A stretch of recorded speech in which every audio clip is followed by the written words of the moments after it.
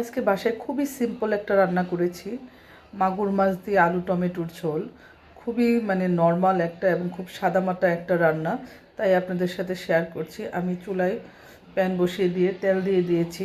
আমি মাগুর মাছটাকে আগেই ভালো করে ধুয়ে কেটে পরিষ্কার করে হলুদ লবণ মাখিয়ে নিয়েছিলাম। মাগুর মাছটা একটু হালকা একটা ভাজা দিব। বাপরে বাপ, মাগুর মাছ ভাজতে গিয়ে এমন তেল ছিটে আসছে রে ভাই, আমি পুরা পাগল হয়ে গেছি, আমার হাতটা পুড়ে গেছে।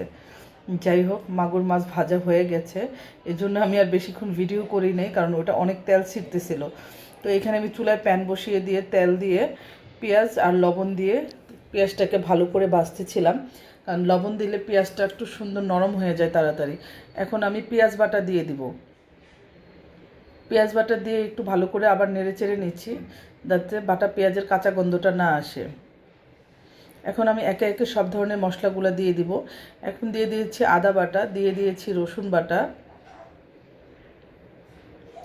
আদা রসুনটাকে আমি ভালো করে পেঁয়াজের সাথে মিক্সড করে একটু নাড়াচাড়া করব, ভাজা ভাজা করব, যাতে পেঁয়াজ আদা আর রসুনের কাঁচা গন্ধটা না আসে। এখন দিয়ে দিব আমি হলুদের গুঁড়া, মরিচের গুঁড়া, সামান্য পরিমাণ জিরার গুঁড়া দিয়ে ভালো করে নেড়ে চেড়ে, একটু পানি দিয়ে ভালো করে নেড়ে চেড়ে মশলাটাকে কষিয়ে নিব।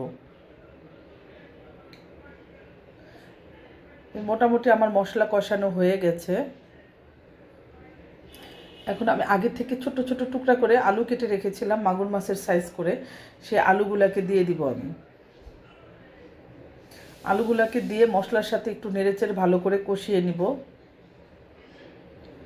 এখন দিয়ে দিব আমি ভেজে রাখা মাছগুলা। মাছ এবং আলু সুন্দর করে ভালো করে নেড়েচেড়ে একটু সুন্দর করে কষিয়ে নিব, যাতে যত বেশি কষাবেন তরকারির টেস্টটা কিন্তু তত বেশি বাড়ে। এখন আমি টমেটো দিয়ে দিব। টমেটো দিয়ে একটু আবার ভালো করে নেড়ে চেড়ে নিব। নেড়ে এখন ঝোলের পানি দিয়ে দিব। একটু বেশি করে ঝোলের পানি দিব, কারণ আমি মাগুর মাছের এইটা পাতলা ঝোল করব, খুব বেশি মাখা মাখা করব না, একটু পাতলা পাতলা ঝোল টাইপের করব।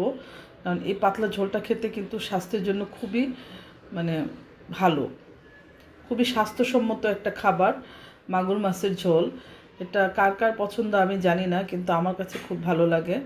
তো আমি আবার মাঝে মধ্যেই এই রান্নাটা করে থাকি, বিশেষ করে গরম পড়লে, গরমের দিনে তো এইসব খাবার খেলে মনে হয় যে শরীর ঠান্ডা হয়ে যায়, পেট ঠান্ডা থাকে, সব ধরনের রোগ থেকে ভালো লাগে আর কি, কি বলবো আর, এই তরকারিগুলো খেলে শরীরটা ভালো থাকে।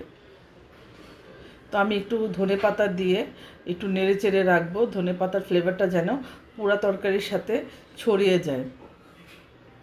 এবং এই তরকারিটা এত মজার হয়। এই তো আমার রান্না মোটামুটি শেষ, আমি একটা সার্ভিং ডিশে ঢেলে নিয়েছি। দেখেন মাশাআল্লাহ কত সুন্দর হয়েছে। আমার এই ভিডিওটি যদি ভালো লেগে থাকে তাহলে আমার ভিডিওতে লাইক, কমেন্টস এবং শেয়ার করে দিবেন, এবং আমার মতো করে এইভাবে রান্না করে খাওয়ার জন্য চেষ্টা করবেন। ভালো থাকবেন সবাই, আল্লাহ হাফেজ।